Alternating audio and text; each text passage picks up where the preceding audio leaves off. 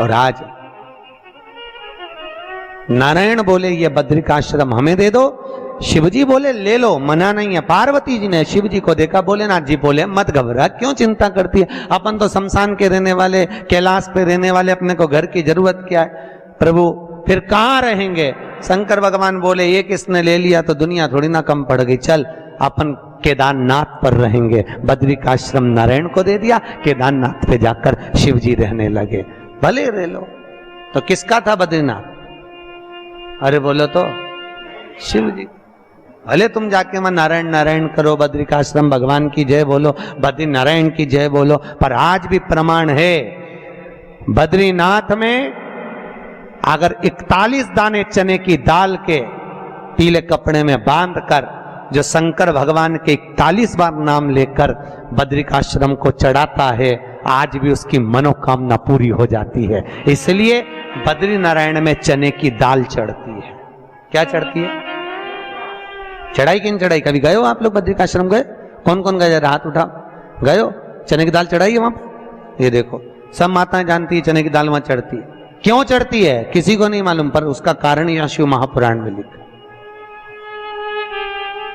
कि बद्रिकाश्रम में चने की दाल शंकर भगवान का नाम लेकर चढ़ाई जाती है।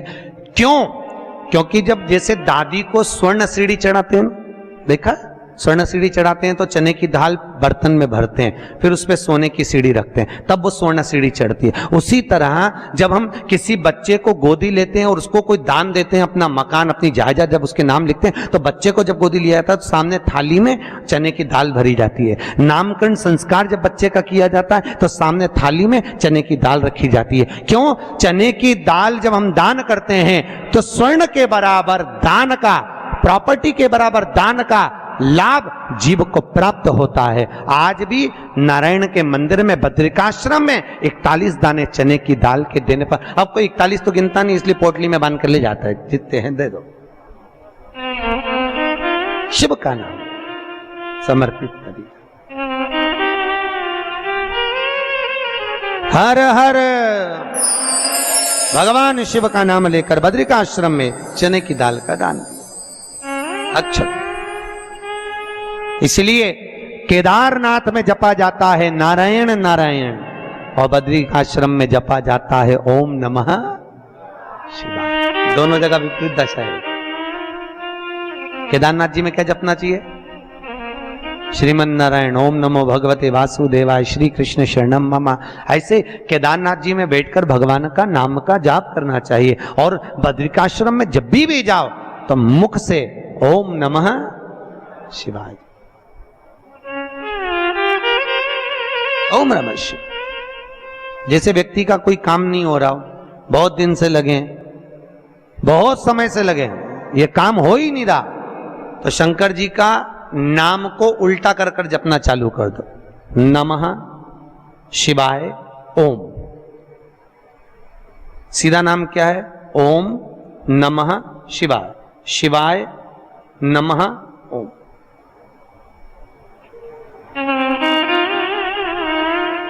जब उल्टा नाम व्यक्ति जपना चालू कर देता है, जिस बच्चे के, बच्ची का, जिसका भी विवाह नहीं हो रहा हो, कोई काम नहीं हो रहा हो, कोई सीए की पढ़ाई कर रहा है और एग्जाम में निकल ही नहीं रहा, 3-3 4-4 बार बैठ गया, पास ही नहीं हो रहा, उस बच्चे को बोल दो बस सुबह उठते से ही शिवाय नमः ओम बोलना चालू कर दे, एक ही बार में सिया पास ले। क्या करत बा? जॉब नहीं लग रहा हो, जब उल्टा उल्टा जप ले। ये उसी में का हाल है। जैसे किसी व्यक्ति से अपने को पैसा लेना और दे नहीं रहा, क्या करना है? सूर्य नारायण भगवान को अर्घ दो। तो 21 दाने लाल मिर्ची के जो दाने होते हैं, देखें लाल मिर्ची के अंदर दाने होते हैं, उसके 21 दाने निकालकर पानी में डाल दो और पानी में डालकर उसी जल से सूर्य को अर्घ दे दो। उस व्यक्ति का नाम लेकर जिससे पैसा लेना है, हाथ जोड़कर देने आता है, तुरंत 3 महीने के अंदर पैसा लौटा दे, तुरंत हाथ जोड़कर। ये सूर्य को अर्घ देने पर मात्र व्यक्ति दौड़कर पैसा देने आता है, कितना भी हो तो रहने नहीं देता प्रचंड। शिव के सिवा दुनिया में कोई दानी नहीं। शंकर जैसा कोई दानी नहीं हो सकता। स्वयं कैलाश पर रहता है और दुनिया को लखपति, करोड़पति, आनंदपति बनाकर भेज देता है। जो आप लोग लक्ष्मी जी के साथ कुबेर जी की पूजन करते हो ना, कौन है ये कुबेर जिसकी पूजन करते हो दिवाली पे? कौन है? एक चोर भगवान शिव के मंदिर में चोरी करने के लिए गया और उसके पास में रात्रि के समय देखने के लिए, उजाला करने के लिए, कोई प्रकाश करने के लिए कोई मशाल या अग्नि नहीं थी। उसने शंकर जी के मंदिर का त्रिशूल उठाया, अपने कंधे का पिछोड़ा उठाया, उसको लपेट कर उसमें दिए से आग लगाकर त्रिशूल से चारों तरफ घुमा घुमा कर उजाला कर कर देखने लगा। जैसे ही देखा वैसे ही मेरे शंकर प्रकट हो गए और शिव जी प्रकट होकर बोले, मांग तुझे क्या चाहिए? भोलेनाथ मैं तो चोर हूं, चोरी करने आया था, मेरे परिवार का भरण पोषण करना है। भोलेनाथ जी बोले, आज शिवरात्रि के दिन तूने रात्रि के समय पर मध्य रात्रि में मेरे मंदिर में प्रकाश करा है, इसलिए मैं तुझे वर देता हूं, जा कुबेर के सिंहासन पर तू बैठेगा। और भगवान शंकर ने कुबेर को नीचे उतार दिया और या चोटे को कुबेर बना दिया, और या चोटे को कुबेर बना दिया। सोचो कितना दयालु होगा, चोर को कुबेर बना दिया। जिस कुबेर की तुम पूजन करते हो ये चोट्टा है, चोर है।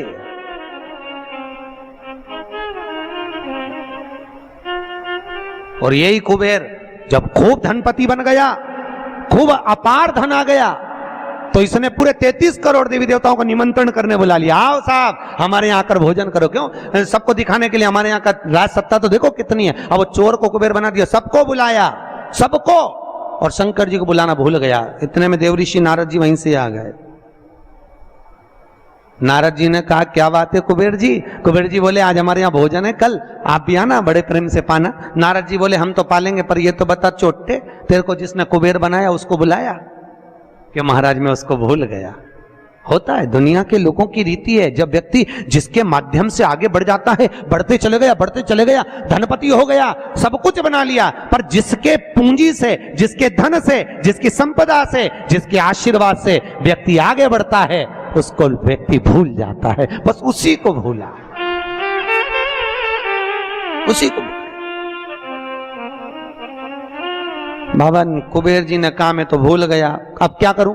नारद जी ने कहा जाओ विनती करो। नारद जी ने जैसे ही कहा, कुबेर दौड़ कर गया भोलेनाथ जी के पास में, हर हर। भोलेनाथ जी ने पूछा, बोलो क्या बात है? इतने में कुबेर बोला, प्रभु मेरे से गलती हो गई, मैं आपको निमंत्रण देना भूल गया। शंकर जी बोले, कोई बात नहीं, देखो ये बड़ी बड़ी पार्टियां तो मैं तो वैसे भी अटेंड नहीं करता भैया, इतनी बड़ी बड़ी पार्टी मैं अटेंड नहीं कर सकता, तो कौन अटेंड करेगा? इतने में भगवान भोलेनाथ जी बोले, मेरा जो छोटा बेटा है गणेश, वो अटेंड करेगा।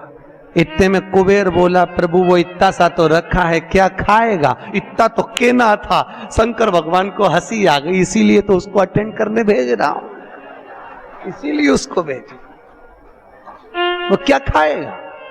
बाबा भोलेनाथ जी बोले, अब तो इस समय बताएगा कितना खाता है।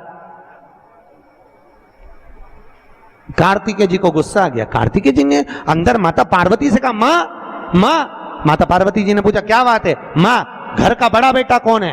भगवान पार्वती जी ने कहा, कार्तिकेय तू। जब बड़ा बेटा मैं हूं तो सबसे पहले पार्टी अटेंड करने का हक किसका?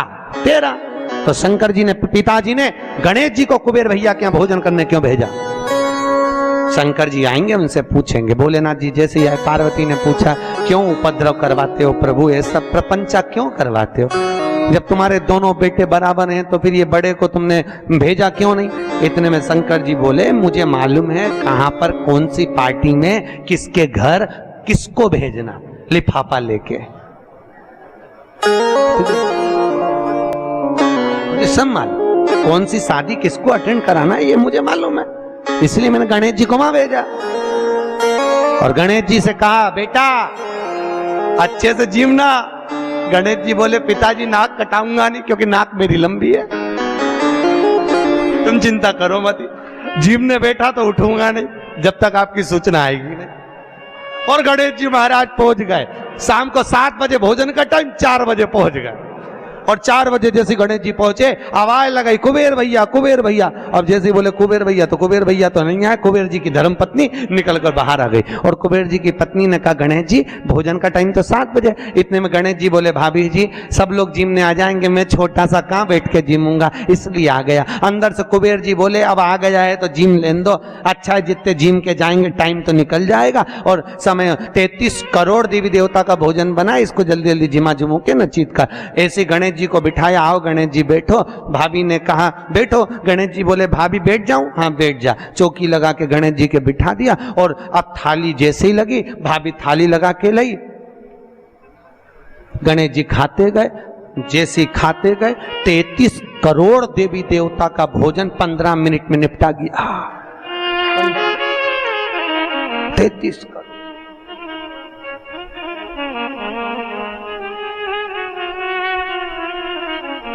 33 करोड़,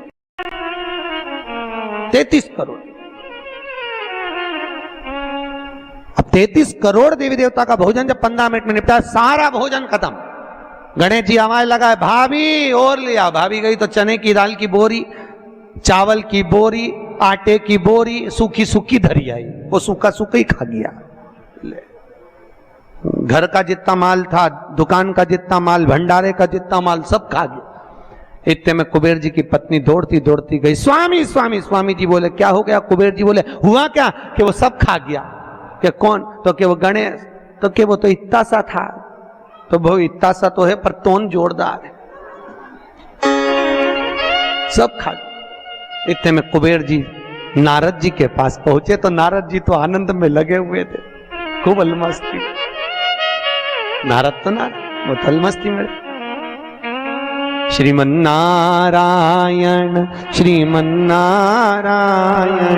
श्रीमन्नारायण श्रीमन्नारायण श्रीमन्नारायण श्रीमन्नारायण नारायण नारायण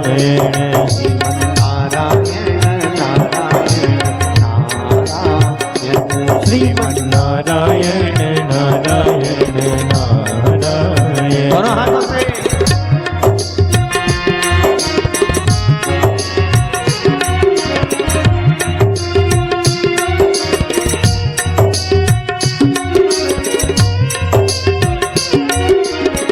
जय हो।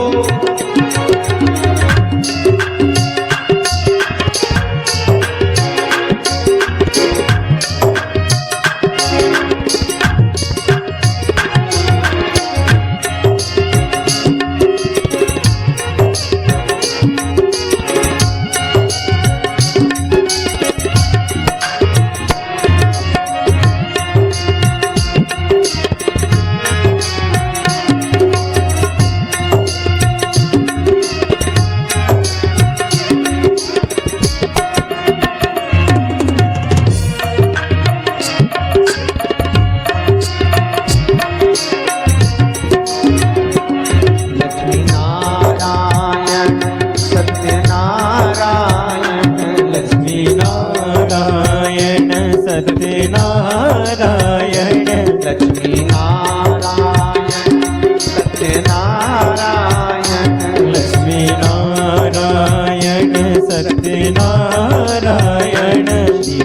नारायण नारायण श्रीमन्नारायण नारायण नारायण श्रीमन्नारायण नारायण नारायण श्रीमन्नारायण नारायण नारायण। जय हो।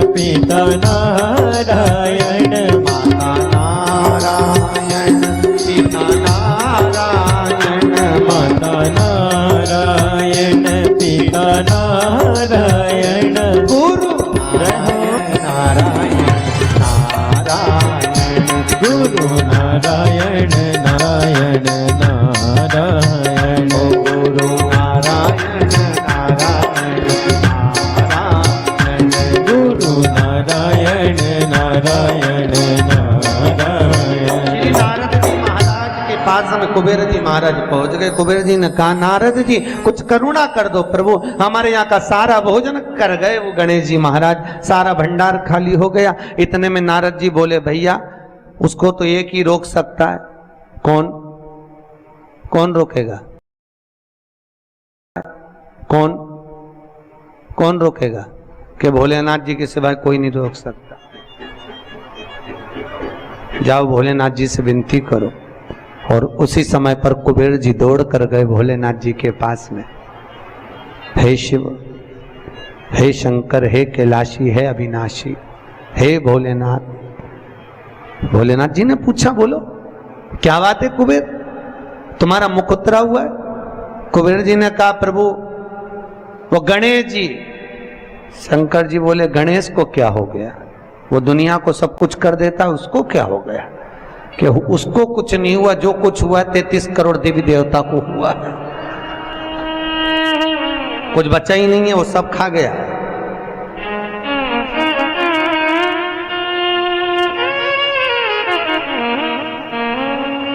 भगवान शिव ने कहा, क्या चाहते हो?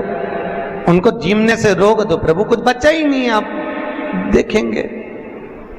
शंकर जी ने एक दुर्बा उठाकर दे दी कि गणेश जी को दे देना, कि ना ये दांत खरोच ले।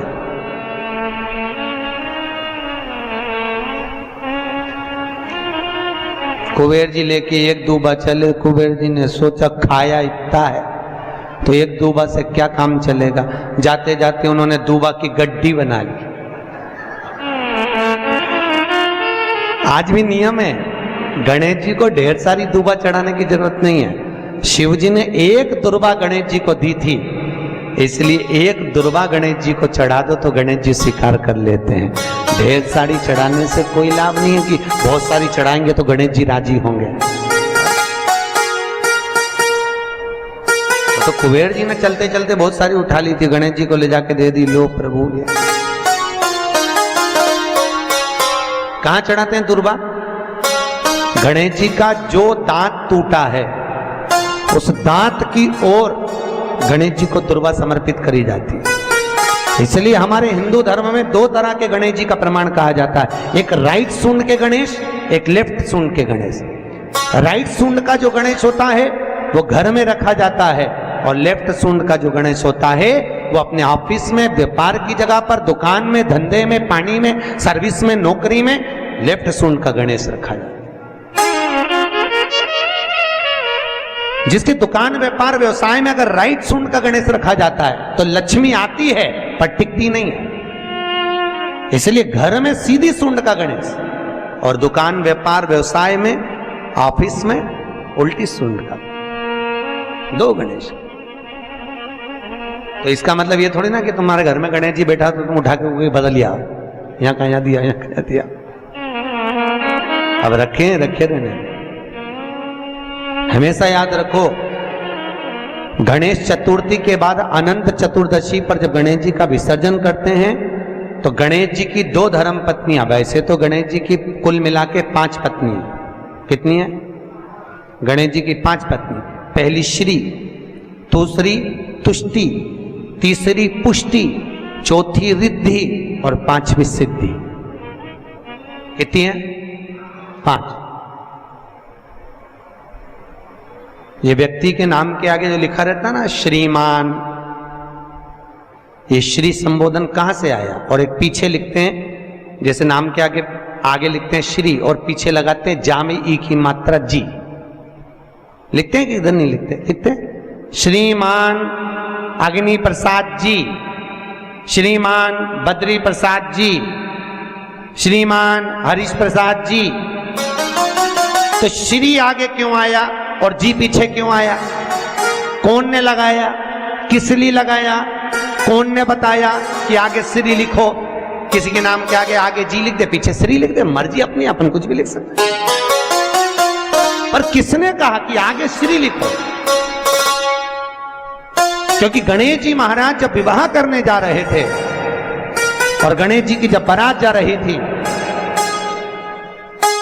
तो यमुना जी के तट पर गणेश जी की प्रथम पत्नी श्री गणेश जी के चरण पखारने के लिए खड़ी हो गई।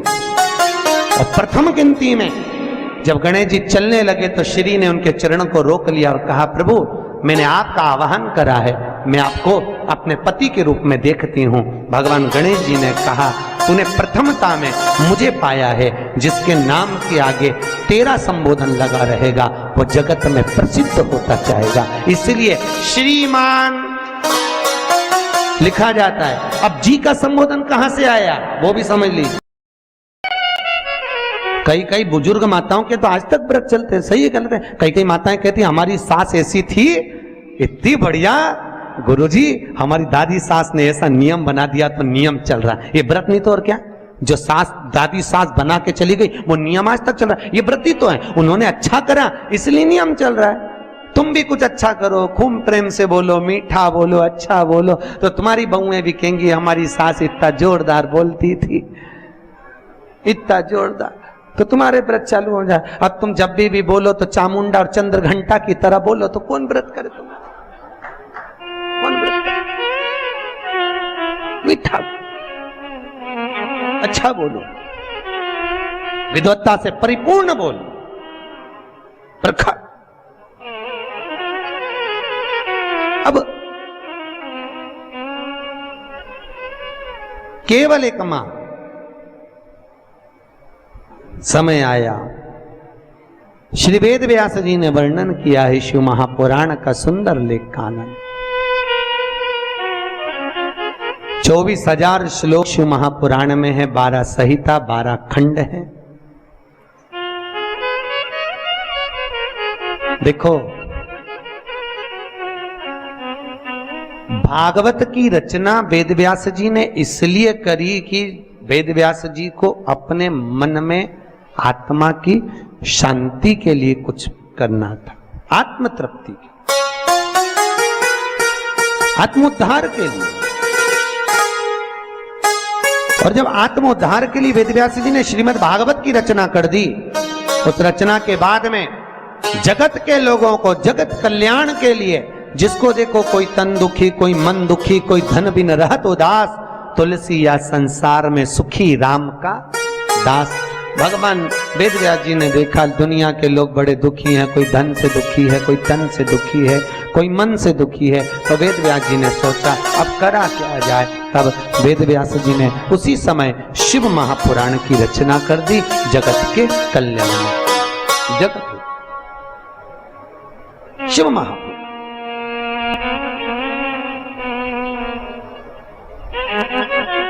वेद व्यास जी लिखे, एक बड़ा सुंदर महत्तम लिखा, बड़ा सुंदर तत्व लिखा वेद व्यास शिव महापुराण के लिए। कहते हैं भागवत पितरों को तारती है, रामचरितमानस जीव को तारती है, पर वेद व्यास जी शिव महापुराण में लिख रहे हैं, अगर शिव महापुराण की कथा देखो, भागवत तो गोत्र से तार रही है। कैसे तार रही है? गोत्र से। सुनिए भागवत, अरे बोलो तो सुनिए। गौकर्ण ने धुंधकारी के लिए गया जी में पिंडदान करा था कि नहीं करा था? उसके बाद भी धुंधकारी तरा था क्या? अरे बोलो तो नहीं तरा। गया जी में पिंडदान करने के बाद भी धुंधकारी नहीं तर पाया। क्यों नहीं तरा? क्या गया से मुक्ति नहीं मिलती लोगों को? अगर गया से मुक्ति नहीं मिलती तो दुनिया के लोग गया जी में जाके पिंडदान करते क्या? नहीं करते। गया भी मुक्ति का केंद्र है, गया जी से पिंडदान करने से लोगों को मुक्ति मिल जाती है, पर धुंधकारी को क्यों नहीं मिली? उसका कारण था क्योंकि जब जब गोकर्ण पिंड देता था, धुंधकारी का नाम बोलता था, अपना गोत्र बोलता था, पर उसको यह नहीं मालूम था कि यह धुंधकारी मां की संतान नहीं, धुंधकारी तो किसी सहेली की संतान थी और मां पैसे देकर उसको गोदी लेकर आ गई थी, नाम अपना दिया, गोत्र अपना दिया, पर यह नहीं समझ पाया कि यह दूसरे की संतान है, इसलिए वो तर ही नहीं पाया। भागवत गोत्र से तारती है, राम कथा जीव को तारती है, पर शिव महापुराण कहती है अगर शिव पुराण की कथा में अगर माताएं और पुरुष वर्ग अगर कथा को सुनते हैं तो माता के पक्ष की 7 पीढ़ियां और पुरुष वर्ग के पक्ष की 7 पीढ़ियां बिना गोत्र के ही तर जाती है। शिव महापुराण की कथा, बिना पुराण की कथा, बिना गोत्र। क्यों? शंकर जी का क्या गोत्र है? बोलो तो। जब उनकी शादी हो रही थी ना भोलेनाथ जी की, तो पंडित जी ने पूछ लिया था, संकल्प देते कन्यादान का, कन्यादान के संकल्प के समय पर पंडित जी बोले अमुक नाम शंकर, पिताजी का नाम शंकर, दादाजी का नाम बोलो शंकर, परदादा का नाम शंकर। इतने में पंडित जी को बुरा लग गया। पंडित जी ने सोचा बताओ ब्याह करने आया है कि नशे में आया है? पिता का नाम शंकर, खुद का नाम शंकर, दादाजी का नाम शंकर, परदादा का नाम शंकर। इतने में तुरंत पंडित जी उठ के खड़े होकर हिमालय राज से बोले, वहां भोलेनाथ जी के सम्मुख में हिमालय राज से बोले, हिमालय राज ये कैसा दूल्हा, अपनी लड़की को तुम्हें इसके साथ बिया रहे, नशेले के साथ, गंजेड़ी भंगेड़ी के साथ? इसे इतनी सूझ नहीं कि अपने पिताजी का नाम क्या है? इतने में हिमालय राज ने अपनी पत्नी मैनावती से कहा, मैनावती तू बेटी से के, पार्वती से कहा, पार्वती तू उससे के। पार्वती ने शिव जी से कहा, प्रभु ब्याह अच्छे से कर लो, क्यों प्रपंचा मचा रहे, क्यों प्रपंचा? तो भोलेनाथ जी बोले, पार्वती मैंने गलत क्या बोला बता? अच्छा तो क्या तुम तुम्हारे पिताजी का नाम बोलो ना। तो भगवान भोलेनाथ जी बोले, अच्छा अब की बार पूछेगा तो बिठा पंडित को वापिस बिठा। पंडित वापिस बैठा, फिर संकल्प चालू, अमुक नाम शंकर, पिताजी का नाम शंकर, दादाजी का नाम अरे बोलो शंकर, गोत्र शंकर। इतने में तो पंडित को लगी बहुत मिर्ची। पंडित तो उठ के शादी के मंडप से बाहर, पार्वती जी ने शिव जी के चरण पकड़ लिए।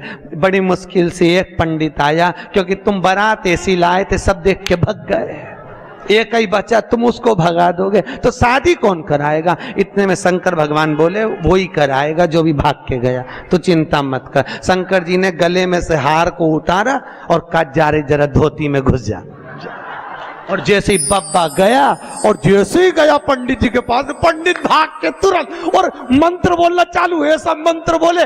इतने में पार्वती बोले, ये तो नॉन स्टॉप बोले जा रहा है। भोलेनाथ जी बोले, अब तो पूरी भांवर करा के चुप होगा, तो चिंता मत कर, बोलने दे। अब बोले ही जाए, बोले ही जाए, बोले ही जाए, बोले ही जाए, चुप ही नहीं हो। पार्वती बोले, मर जाएगा, टेका जाएगा बापड़े के। इतने में शंकर जी बोले, तू चुपचाप बोल, वो तो बोलने दे। तो कब रुकेगा? भोलेनाथ जी बोले, जब पूरी भांवर हो जाएगी, जैसे ही अपन बैठेंगे वैसे ही बटन दबा देंगे, क्लियर बात, तो चिंता बोले जा, बोले।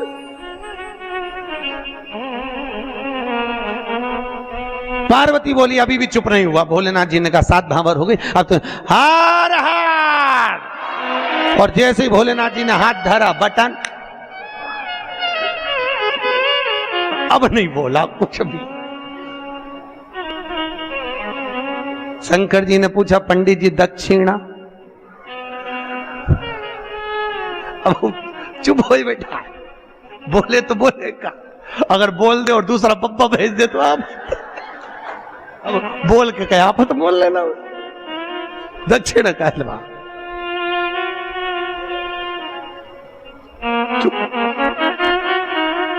पार्वती जी ने पंडित जी का तिलक करके पूछा, आपको क्या दूं?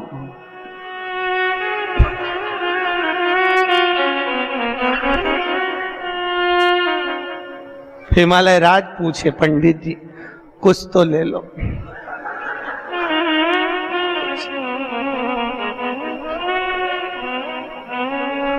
पीछे से ब्रह्मा जी ने कहा तो आप पोथी उठा के कुछ नहीं बोला। घर पे पंडित जी की पत्नी ने पानी पिला के पूछा शादी कैसी रही। आवाज निकले से तो बोलत रहे, अब निकले तो बोले, कुछ बोले। शिव का विवाह तीसरे दिन कथा में आएगा, शंकर जी का विवाह जो अपन सुनेंगे। करुणा सागर, यह शिव कथा कहती है। भगवान शंकर की कथा में गोत्र की भी जरूरत नहीं है, या बिना गोत्र वाले को भी तार देती है शिव पुराण। आप सुनोगे, माताओं ने श्रवण करी तो उनका माए का पक्ष की भी 7 पीढ़ी, ससुराल पक्ष की भी 7 पीढ़ी कथा को श्रवण कर कर तर जाती है। ऐसी शिव महापुराण की कथा है, शंकर की तरण तारण वाली। अब कौन ऐसी कथा होगी? भागवत गोत्र से तारे जीव को रथ तारे राम कथा, शिव महापुराण तार। चले सुंदर सनकादि ऋषियों ने एक सुंदर संवाद में, सुंदर आनंद में शिव महापुराण के महत्तम को श्रवण कराया। एक देवराज नाम का ब्राह्मण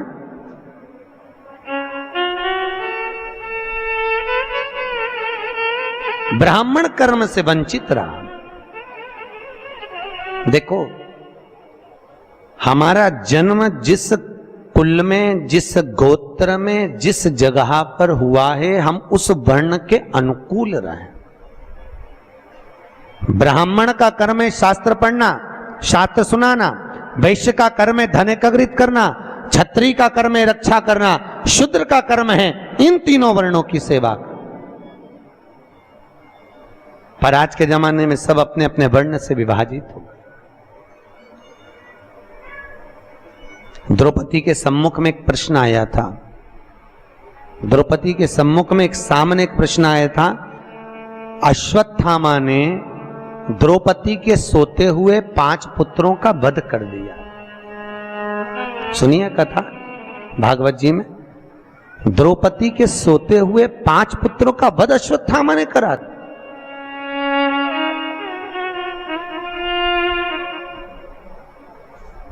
और द्रौपदी के जब 5 पुत्र मर गए, अश्वत्थामा को पकड़कर भीम ने सामने लाकर खड़ा कर दिया। द्रौपदी के हाथ में तलवार दे दी, मार दे द्रौपदी इस अश्वत्थामा को। द्रौपदी कहती है इसको नहीं मार सकती। क्यों? क्योंकि ये मेरे गुरु का पुत्र है, ये मेरे गुरु का पुत्र है। द्रौपदी, इसने तेरे बेटे को मारा, तू इसको मार दे। द्रौपदी कहती है नहीं, ये मेरे गुरु का पुत्र है। ये ब्राह्मण होकर अपने कर्म से वंचित हो गया, पर मैं क्षत्राणी होकर अपने कर्म से वंचित नहीं होंगी। मैं इसको नहीं मारूंगी, मैं इसको मारूंगी नहीं।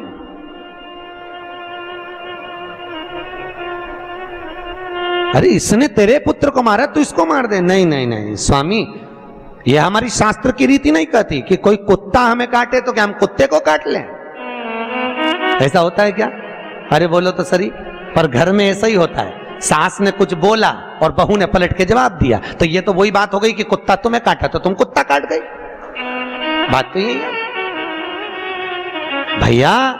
शिव महापुराण की कथा कर रही है। सास कुछ बोले, पिता कुछ बोले, बहू और बच्चों को चाहिए कि पलट कर जवाब ना दे, ना जवाब दीजिए।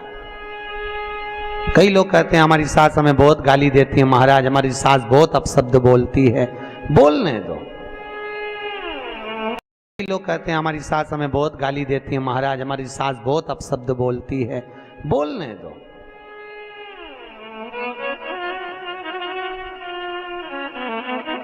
बोलने दो, बोले तो। एक पत्थर का टुकड़ा एक खदान से निकला, उसी खदान में से मार्बल का जब टुकड़ा निकला, हथौड़ी की चोट दे देकर उसकी मूर्त बनाई गई। बनाई कि नहीं बनाई? वही मार्बल का टुकड़ा जमीन पर लगा है, लोग उस पे जूता रख के चल रहे हैं।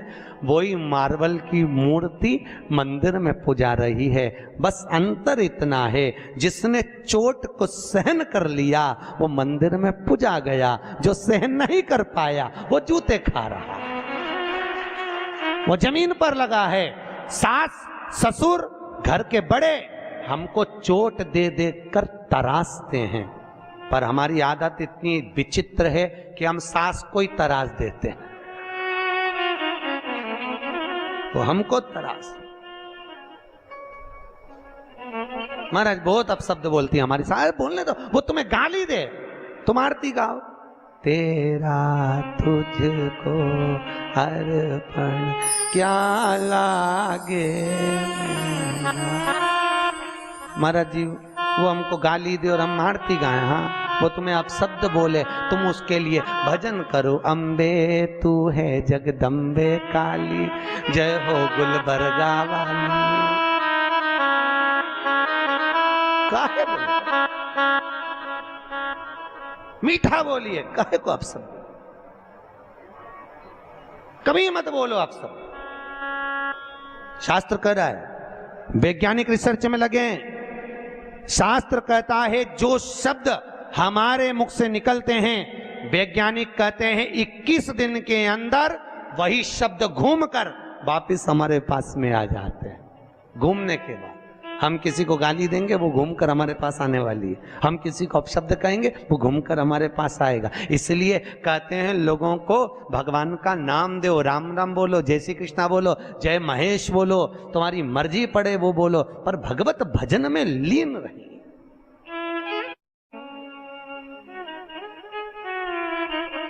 भगवत भजन में एक जगह शिव महापुराण की कथा करने गए थे,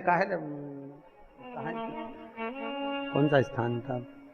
मंगरूल पीर। वहां पर हमारे मारवाड़ी समाज के महेश्वरी बंधु कुछ बोले कि हम तो वेंकटेश भगवान को मानते हैं, हम कथा में नहीं आएंगे, तुमने गलत कथा रख ली शिव महापुराण की।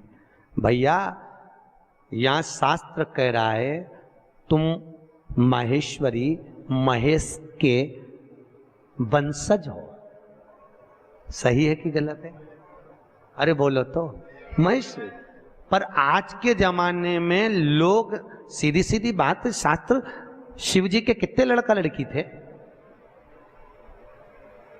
अरे बोलो तो। शंकर भगवान के कितने बच्चे? शिव जी के 7 लड़के और 6 लड़कियां थी। कितने लड़के थे?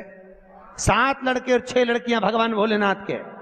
उन 7 लड़कों में से भगवान शिव के 5वें नंबर के लड़के से महेश्वरी वंश का उत्पत्ति हुई है, तब जाकर तुम महेश्वरी कहला। और तो लोग कहते हैं हम तो भैया नारायण वाले, हम शंकर जी का प्रसाद नहीं लेंगे, हम शिव के मंदिर नहीं जाते। अरे भैया क्यों ला जाते हो? भगवान महेश के वंशज हो, महेश को नहीं पूछोगे, दादा बाबा को नहीं पूछोगे तो किसको पूछोगे? मुझे बहुत प्रसन्नता हुई थी जब गुलबर्गा में महेश्वरी समाज की यहाँ पर अध्यक्ष बैठी है, महेश्वरी महिला मंडल की, तो आज से 12-1 साल पहले कथा करी थी शिव महापुराण की, महेश्वरी महिला मंडल ने करवाई थी। एक बार जोरदार ताली बजाओ पूरी महिला मंडल के लिए। बहुत सुंदर।